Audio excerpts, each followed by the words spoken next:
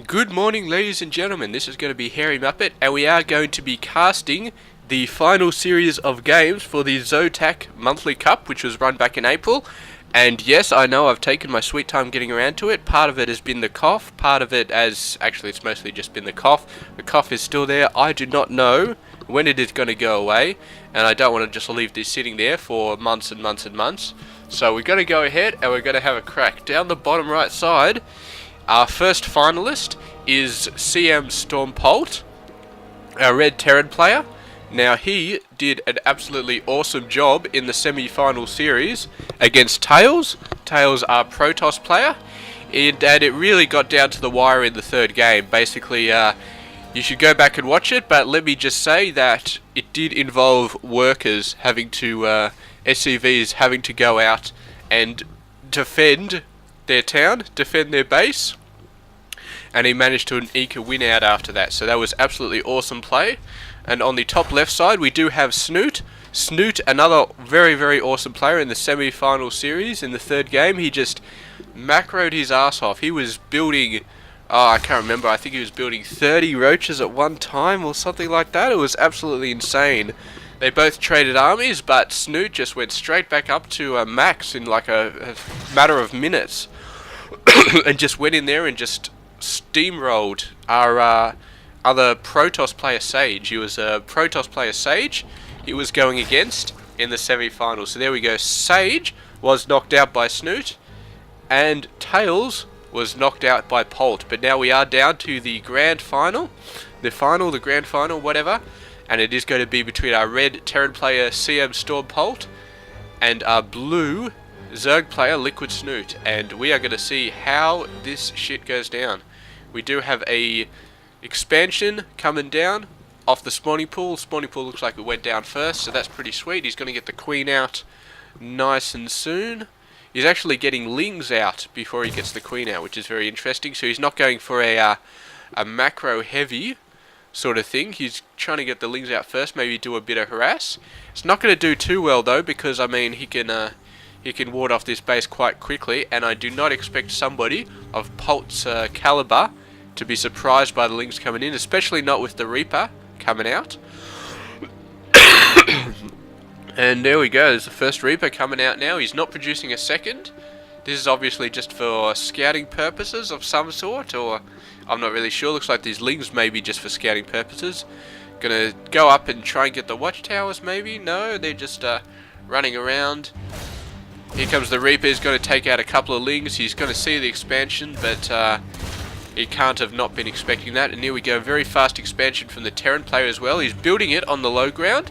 Not sure if I agree with that, because the Terran player does not have enough to push these lings off. And this guy is going to have to cancel and just run away.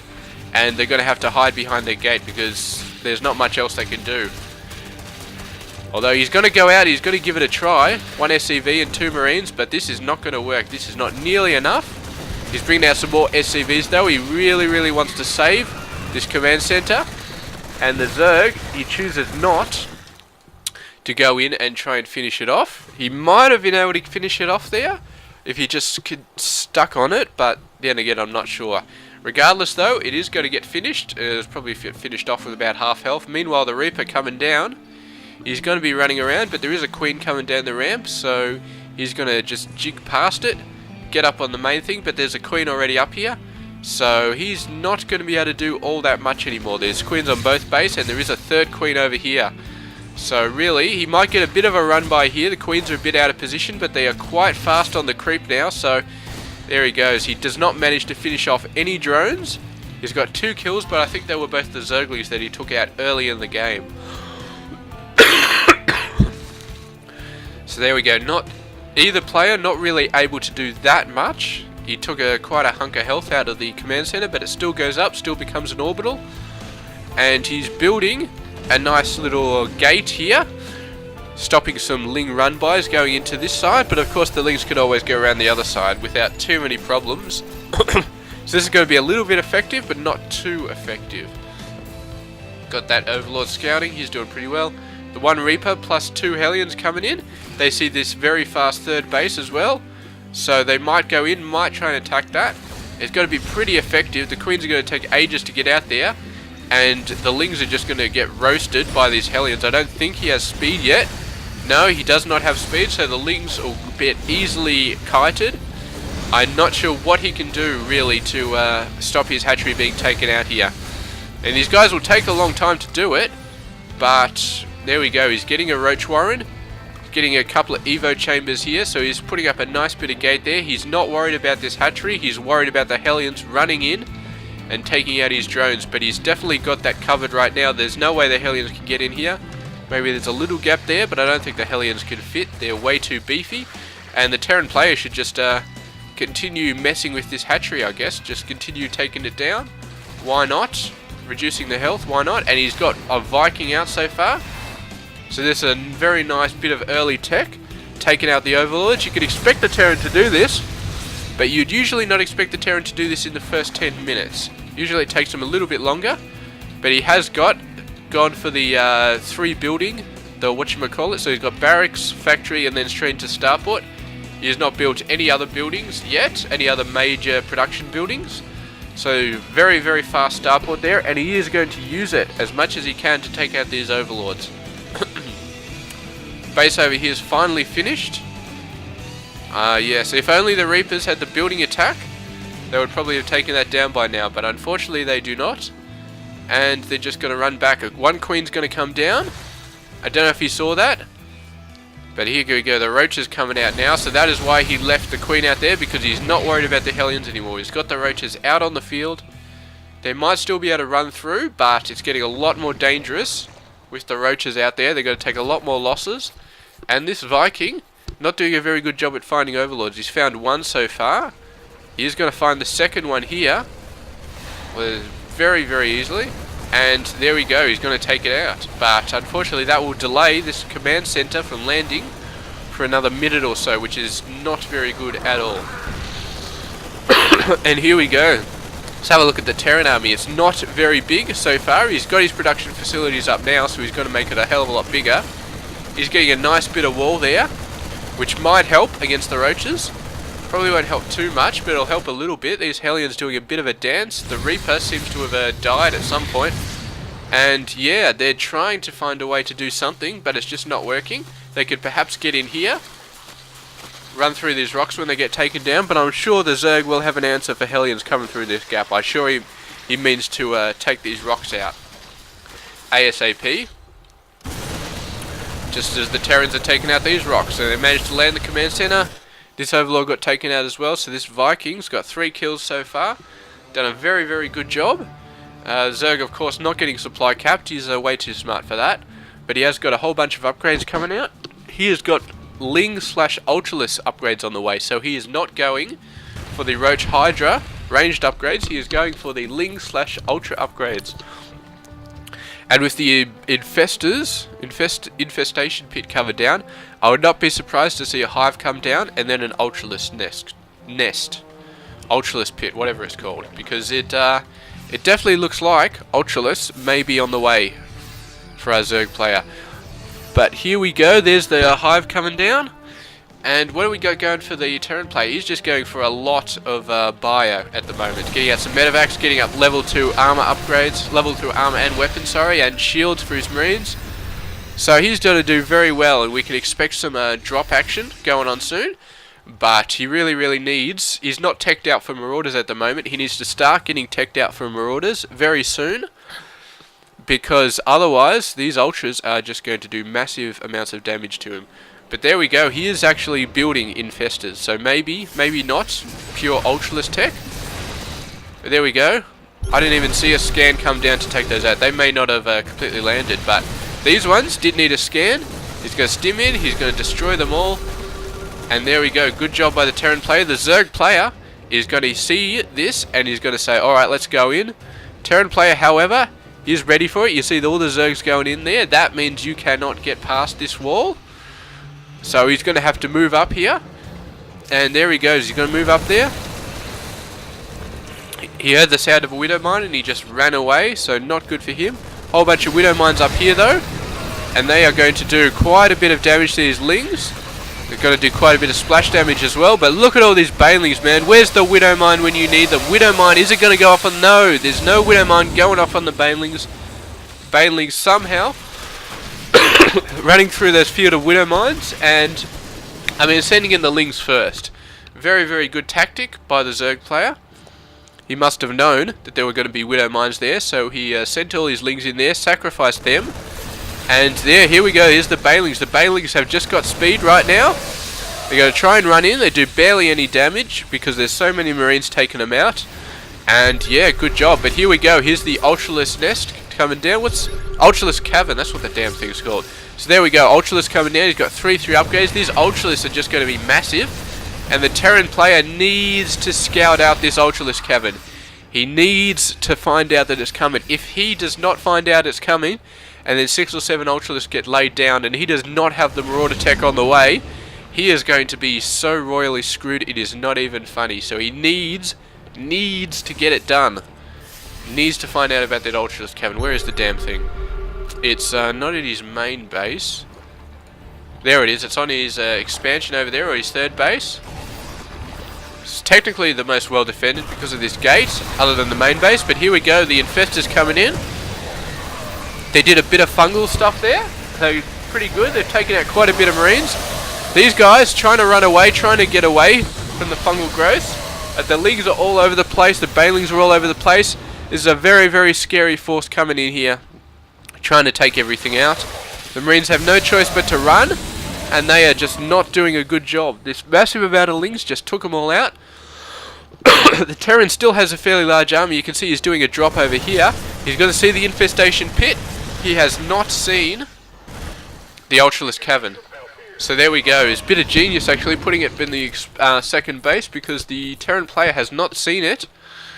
But yeah, he really needs to see it. And here we go. Look at all these Lings coming back. He's going to run past the changelings, but he's not going to attack him. He's a bit smarter than that. And the Terran player is doing a very good job of just macroing up an army as soon as he's lost his initial one. I keep thinking these are Widow Mines, but they're not Widow Mines, they're changelings. It's all over the place, changelings. And there we go, this one Hellion. Got to try and kite all these Lings. Going to try and keep that Zelgnaga watchtower in his control. Probably not going to happen though. And here we go, there's a couple of Ultralisks out on the field. Very heavily upgraded. They got 3 coming, and they've also got the Ultralisk armor coming. That's going to be a little ways off. And they got a crap load of Banelings as well. So, Ultra Baneling Infestor. Haven't seen this too much, but all 3 of these units are going to be very good. He's also got some Roaches and some Lings mixed in there. So this is going to be a very powerful army. I'd like to see some tanks, I think. Tanks would do pretty well against all these guys. I mean, tanks do well against Banelings and Lings. They do very well against Roaches and Infestors. And Widow Mines are going to do a good job as well, but I mean, just tanks. If you could somehow get the tanks out, then I reckon tanks would be awesome. But of course, the Zerg has the perfect counter for tanks, and that is the Viper with the Blinding Cloud.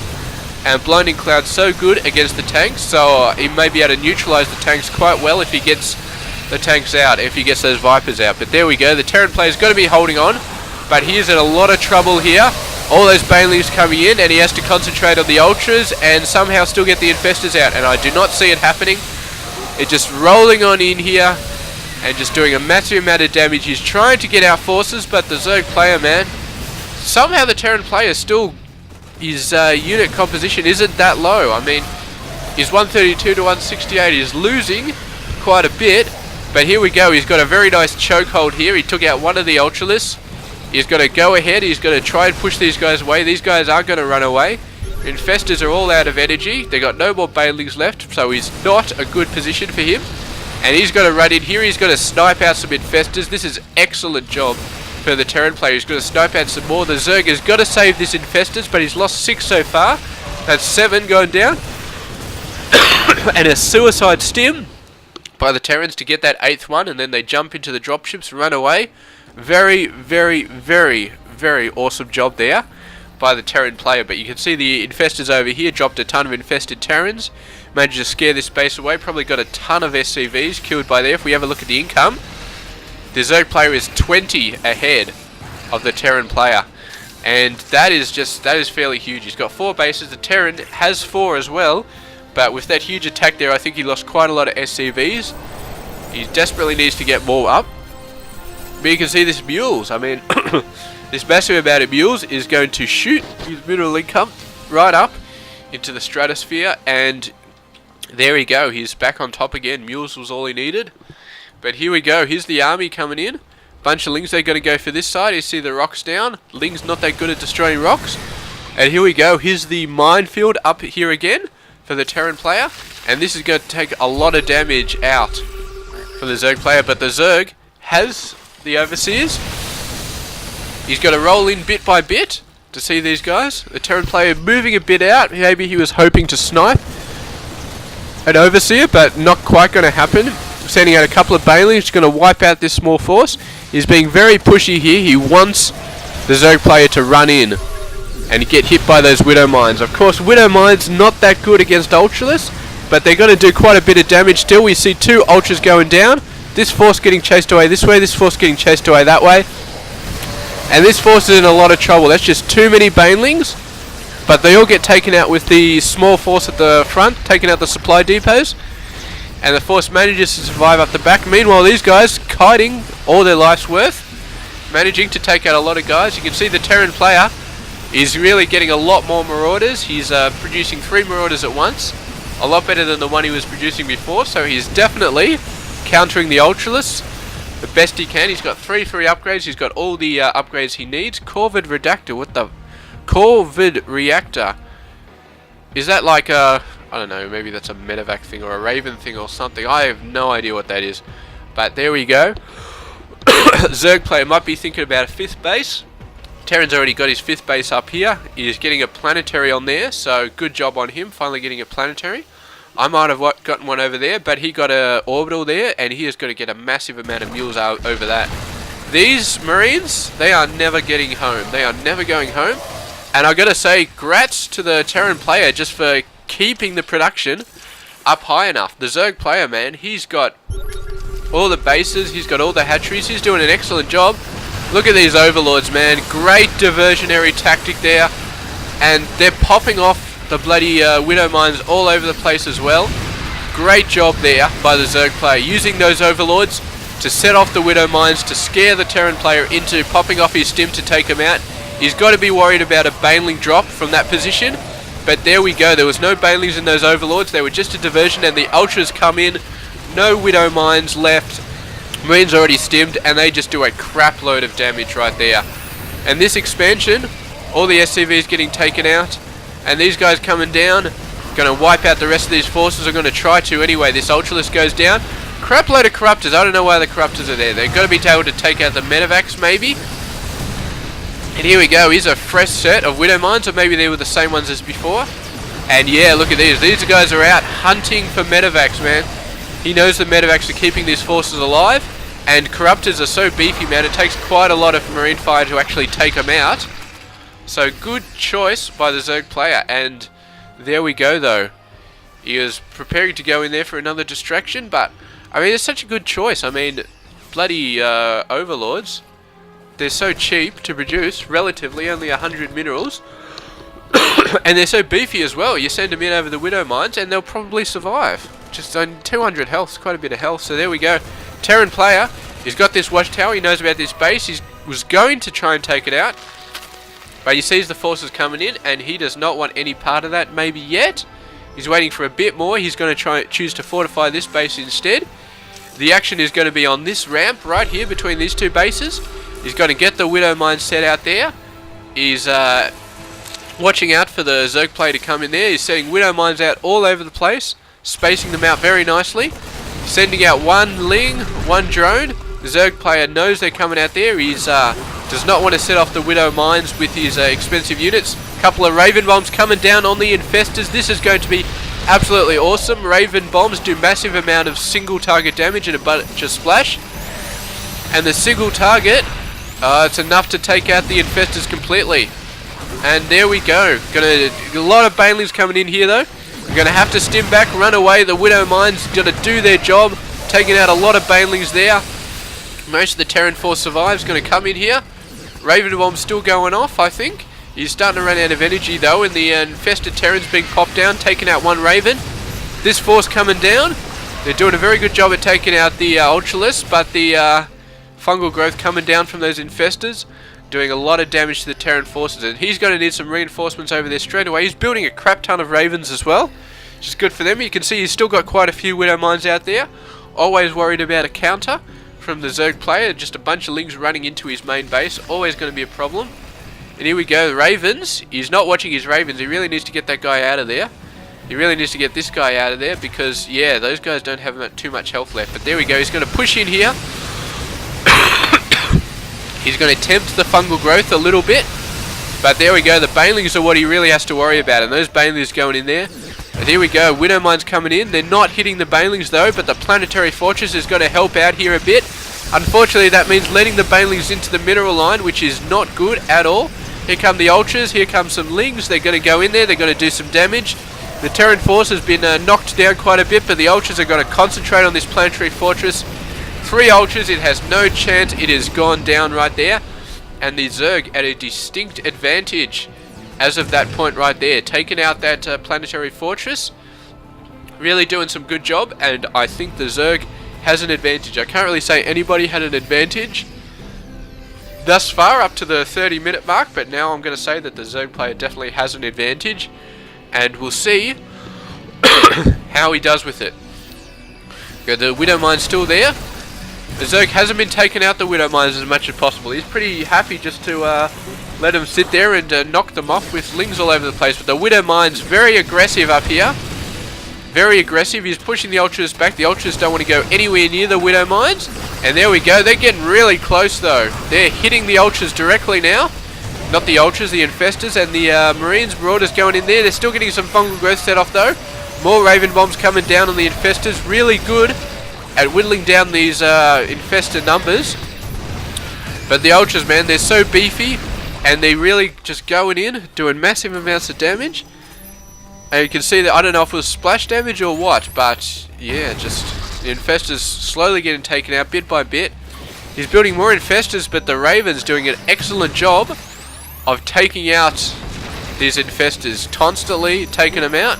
He's trying to split them up, but yeah, they're just getting taken out. Single target damage enough to wipe out an Infestor, and they're just going down so fast. The Raven proving to be an excellent counter to the Infestors. Of course, Infestors, not much they can do against Ravens. They can fungal growth them, but they've got quite a lot of damage. Meanwhile though, the Ultra Ling push out is continuing, and is just doing so much versus this Marine Marauder force. Although this is a fairly large amount of Marine Marauders, with a whole bunch of medevacs coming up to support him. I think he should be able to make a push with this. He's made a push up there. He's getting the Ravens down, setting up some auto turrets. Not really any minerals left at this base anyway, so it's not going to be doing too much. But there we go. The force is coming in. He needs to move these guys in as well. But here we go. The Zerg player, he's got some spines down to sort of prepare for that. But he is going to lose this base, I believe. And this is very bad for him, because this is a very, very good mining base right here. He's going to send in one Ultra, but he was completely caught off guard by this attack. He was not prepared for it. And this hatchery is going to go down. And the question is, how many of these drones are also going to go down? The Terran player is going to try and get a few of them, but he's going to miss most of them, I think. Actually, he's going to get about half of them. And a nice fungal growth coming down there at the perfect time. Just when he could have been chasing workers, the fungal growth goes down, traps half his army. But the rest is going to get wiped out. Meanwhile, the Terran player is going down here. And I believe that with that move, the Terran player has equalized the game somewhat. I'm not going to say if he, but there he goes. Actually, I guess he more than equalized the game. I guess the put the Zerg player right at the end of his rope, and yeah, you can see by the amount of minerals and these long distance mining from these drones here, the Zerg was absolutely unprepared for the hard push on this hatchery. He basically, his entire game was riding on this hatchery. And you can see he's got 75 minerals. He does not have enough to build enough hatchery. He'd have to long distance mine all the way around here to get another one. And once that hatchery got taken out, he's like, you know what? GG, or Q or WW in this case. Yeah, he just he didn't have the economy. He was crippled economically at that point, and I mean his army had also just gone down, just gone really far down. The Terran mining off 2 bases probably had a lot to do with it. But yeah, I mean he didn't get this expansion up fast enough. He should have got this expansion up a couple of minutes ago, I reckon. Have something to fall back on and also get more income. But maybe the Terran player was attacking this and I didn't notice it. But yeah, there we go. Losing this hatchery just lost the game for the Zerg player. So there we go. That is game 1 of the ZOTAC Monthly Cup Grand Final, running back in April. And CM Storm Polt has shown here that he knows how to macro against extremely good macro player, Liquid Snute. He is constantly getting out the forces. I mean, the Zerg's macro was awesome through the entire game, and the Terran managed to hold off on it, managed to get the right forces, and managed to survive. And eventually he managed to hit back and do some nice damage, so good on him. And thank you very much for watching. This is Harry Muppet, and I'll see you guys in the next few games.